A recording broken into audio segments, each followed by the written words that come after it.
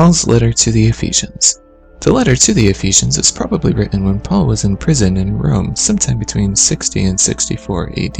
It's very similar to the letter to the Colossians in its themes. However, while Colossians was written to the church at Colossae, Ephesians appears to have originally been a general letter, directed at more than one church in the province of Asia Minor. The oldest copies of Ephesians that we have do not mention the Ephesians at all. So why was the phrase, "to the church in Ephesus," added later? Probably because the church in Ephesus was responsible for preserving the letter. Paul spent 3 years in Ephesus, longer than any of his other church plants, and the Ephesians were very close friends with him. This letter was one of the last to be written by Paul, and they would have wanted to preserve the legacy of their founder. The letter itself can be divided into 2 main sections, surrounded by opening and final greetings. In the opening greeting, the letter claims to be written by Paul and is addressed to the faithful in Ephesus, at least in the latest manuscripts, and Paul offers a blessing of grace and peace. Now in the first half of the letter, Paul addresses the unity of the church positionally. He offers a theological preface, explaining why God is blessed and should be praised. He starts out with a discussion on how the Father elected believers in eternity past. He first offers praise to God the Father, saying that He gave us spiritual blessings in Christ, and He chose us before the world's creation to be holy. He also predestined us to be His adopted children through Christ, and He freely gave us grace in Jesus. He then goes on to explain how the Son redeemed believers in the historical past. He says that Jesus' blood redeems and forgives us. Now, the Ephesians were familiar with the Greco-Roman practice of redemption. Slaves were freed by the payment of a ransom. Similarly, the ransom necessary to free sinners from the bondage of sin and the resulting curse imposed by the law was the death of Jesus Christ. Paul says God's mystery has been revealed to us in Christ and will one day reach its fulfillment when all of heaven and earth are united under Christ. He says that we were chosen beforehand to be the first to put our hope in Christ. Paul then talks about how the Spirit sealed believers in their personal past. He says you were included in Christ when you heard the gospel, and you were sealed with the Spirit when you believed.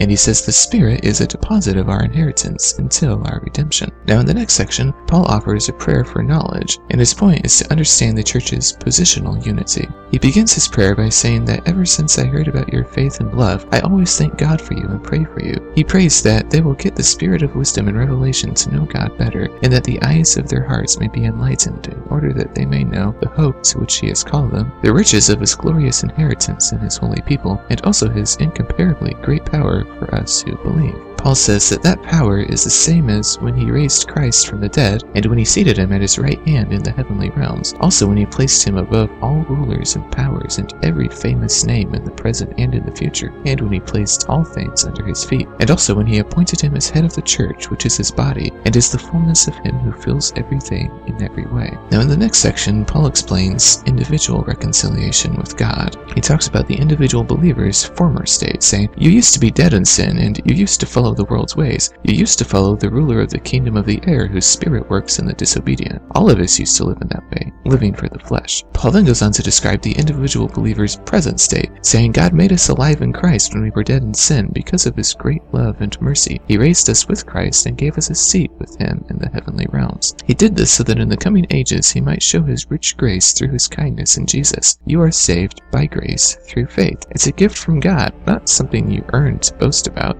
We are God's handiwork. He created us in Christ to do good works that He prepared in advance for us.